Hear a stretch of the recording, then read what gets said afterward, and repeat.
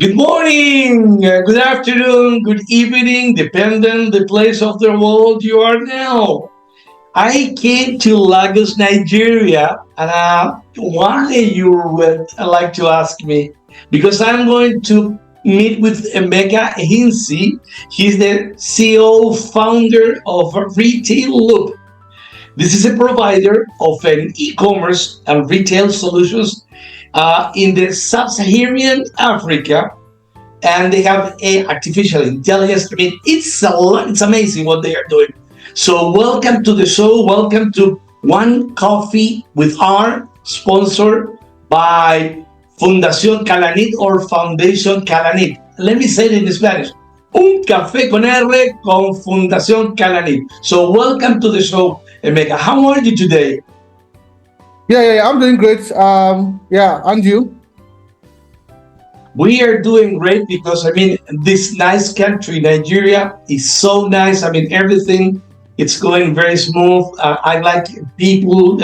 It's everything is going well.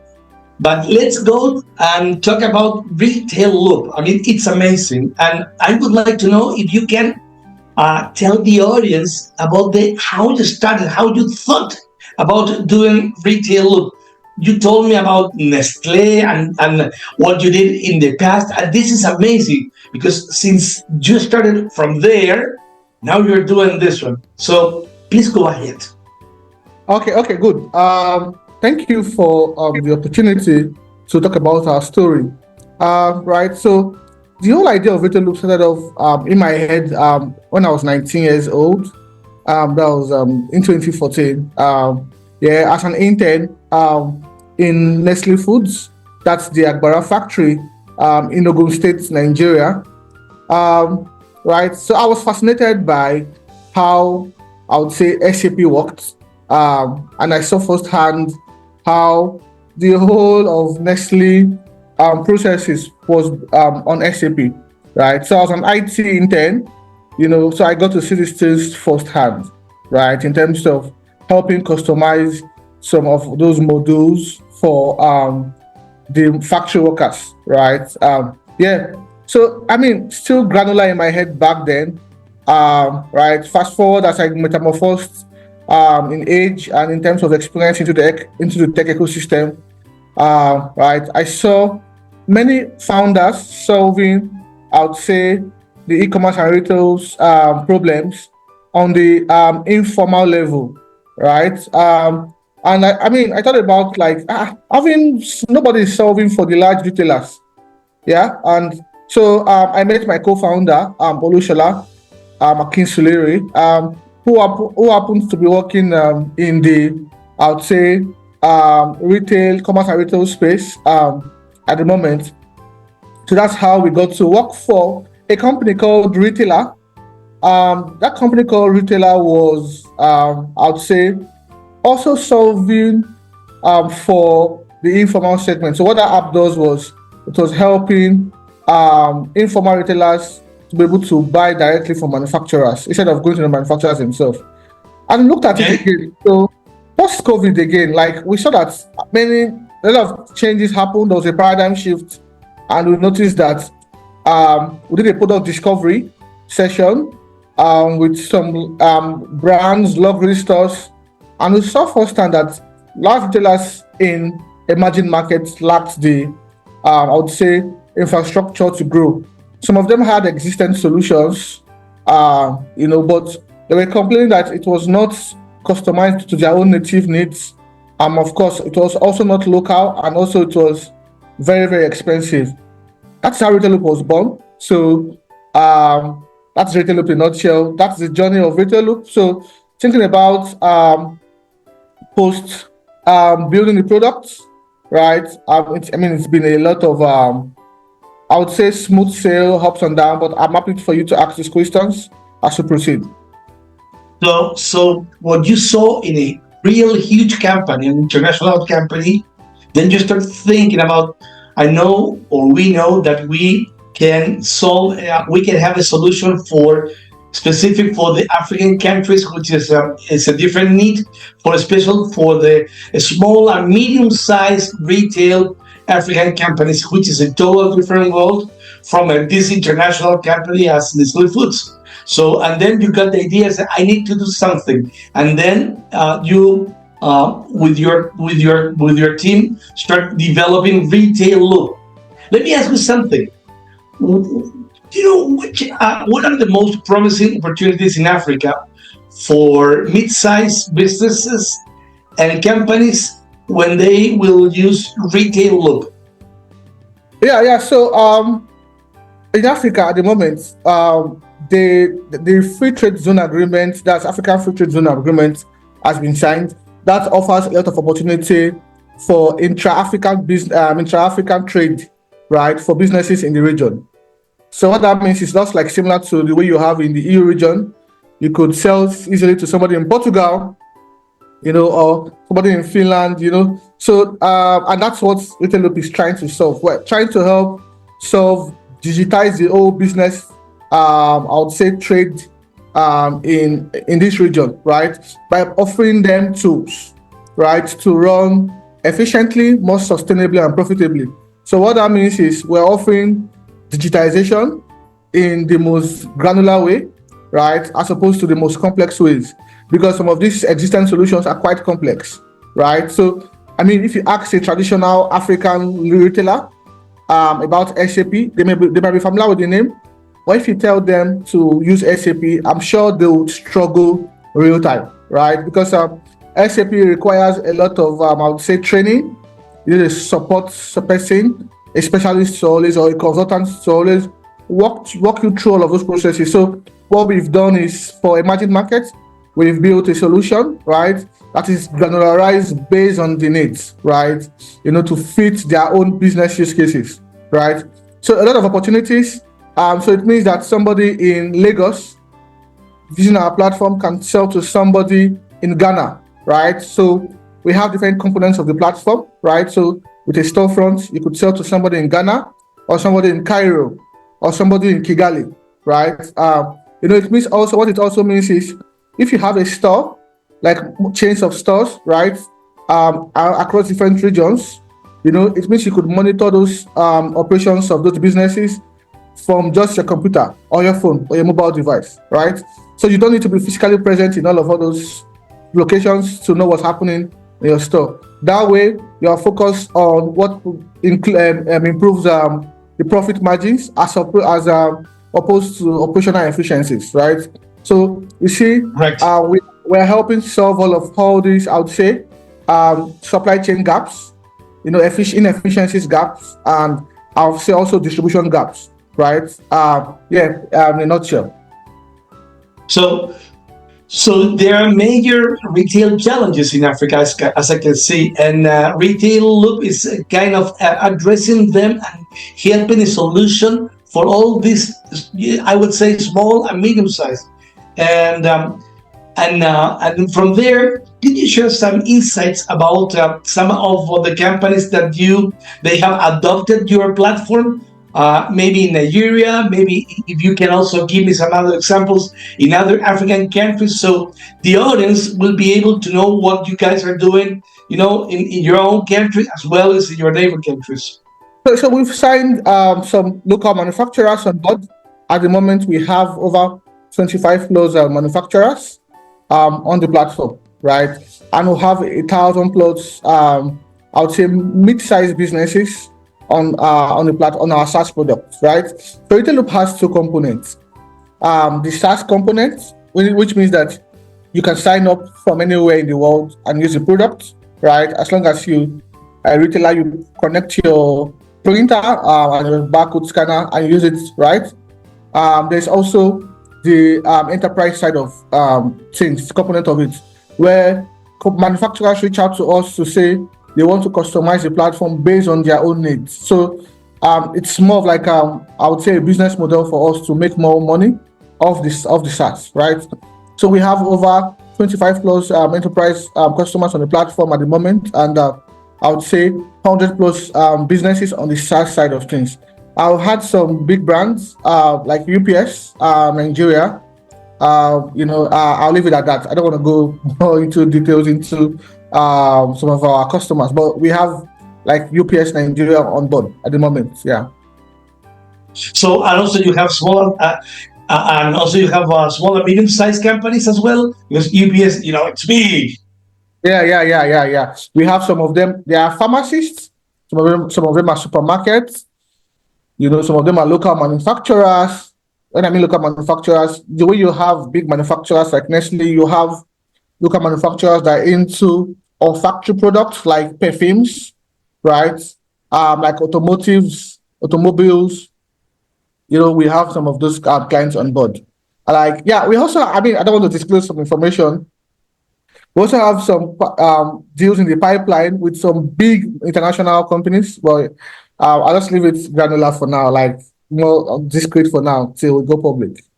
Yeah, but those are the pipelines. So don't tell us, because I mean it's important that you keep those, and then you will get a final sale because they will be with you. But you need to keep those in your pipeline. But anyway, when you approach a customer, and he says, "Yeah, I was thinking about SAP," and he said, let's say a medium size. Which are your major advantages you tell your this prospect in order to go and switch the idea to Retailloop? So that we offer a lot of unique value proposition, right, to these customers. SAP is very, very expensive. I wish I could just share my screen to show you the pricing of SAP, right? It's pretty But expensive, everybody, Emeka, everybody knows that SAP is really expensive. right? So we are quite pricey we're quite fair compared to SAP, right? And also, another unique value proposition we offer other than SAP is we are, I would say, like intuitive, like easy to use, and of course, I would say cost to implement is near to zero. So what you just need to do, SAP takes up to 6 months to implement, right? And money.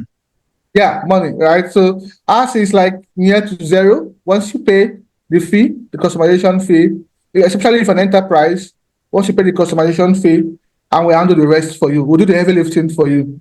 Why? I suppose on the SaaS side of things, once you sign up, right, use it straightforward until the freemium expires, then you can now upgrade your plan to the growth plan. So that's quite.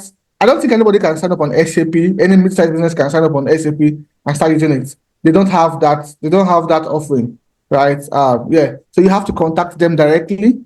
Then you start going through all those. I like to call it bottlenecks, right?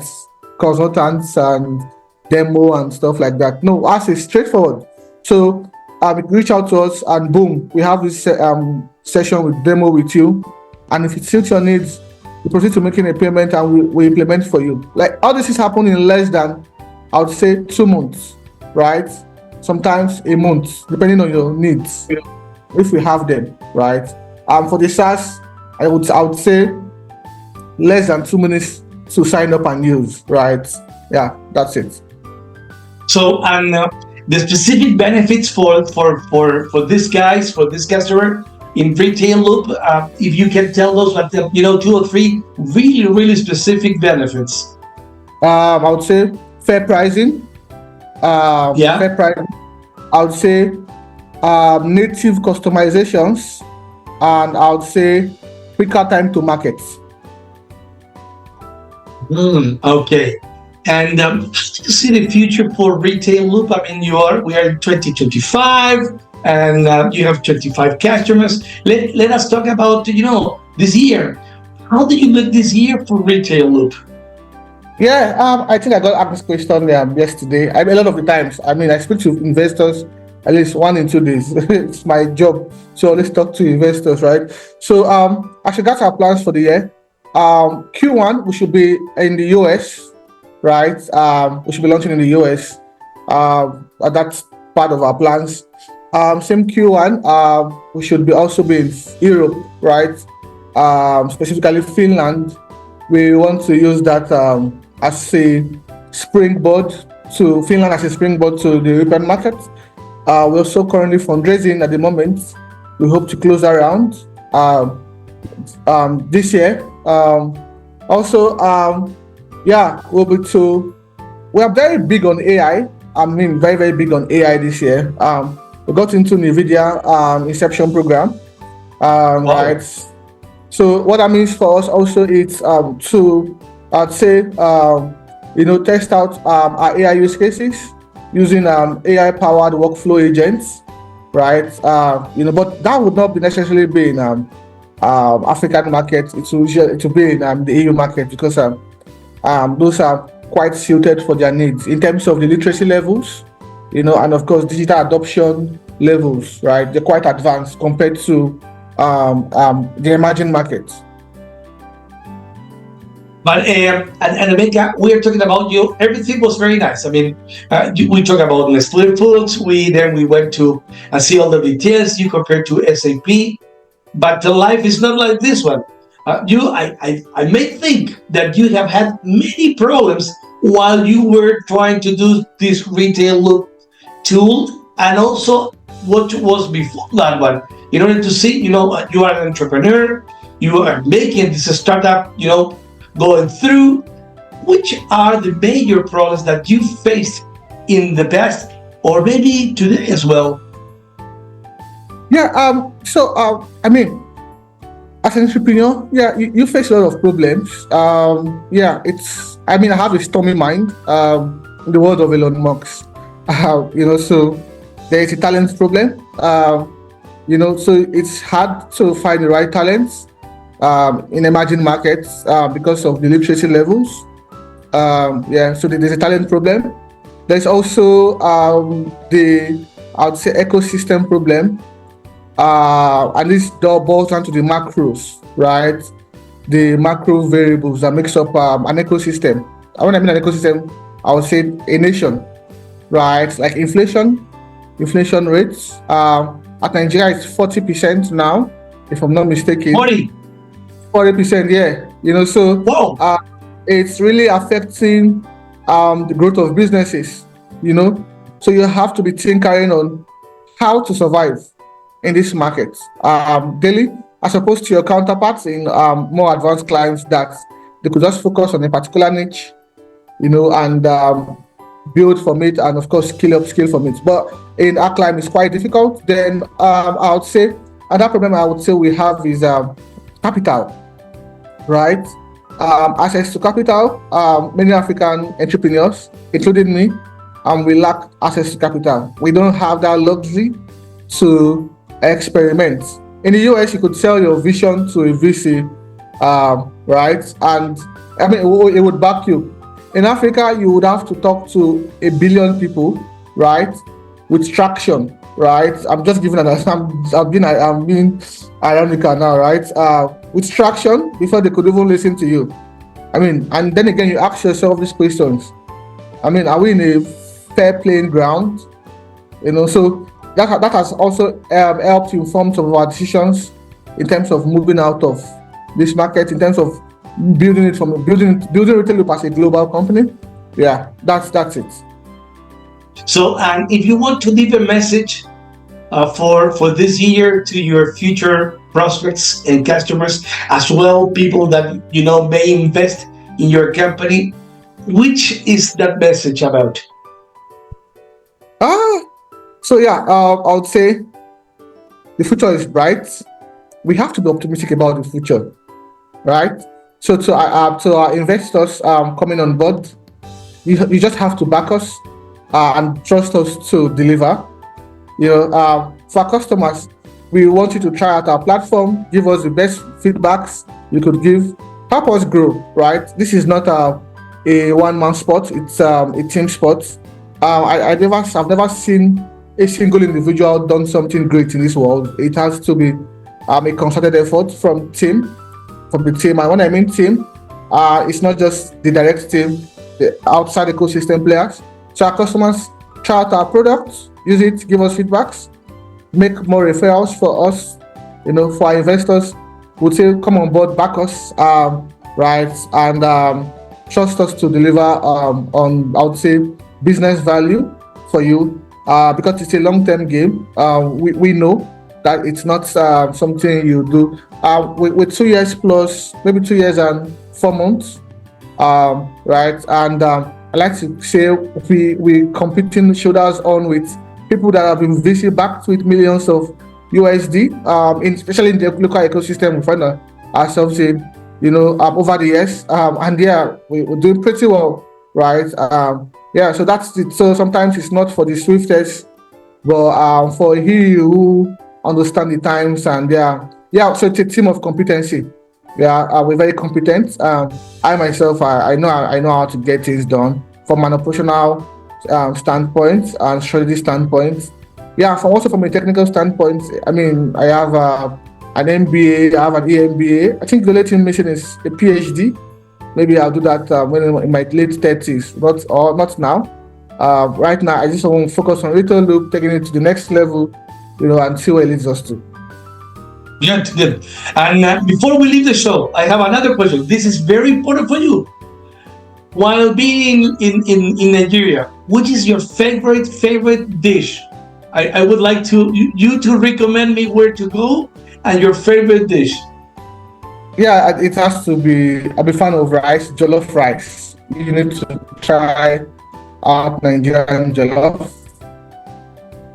And any special restaurant that you recommend? We call it jollof. What is it? Restaurants like Chicken Republic. You really want to enjoy the main jollof, you have to go to the local restaurants, like the local, not the franchise types, right? Because they make it quite different from the fast food restaurants. It's quite different. Yeah, so you get to feel the smoke of the jollof and the chicken. It's the way of producing it, making it is different from the that's the real jollof, not the one they do on fast foods, right? Although some fast foods make jollof rice that is quite similar to local ones, but it all depends on the procedure of making it. But jollof rice and chicken or turkey, you would love it. Yeah.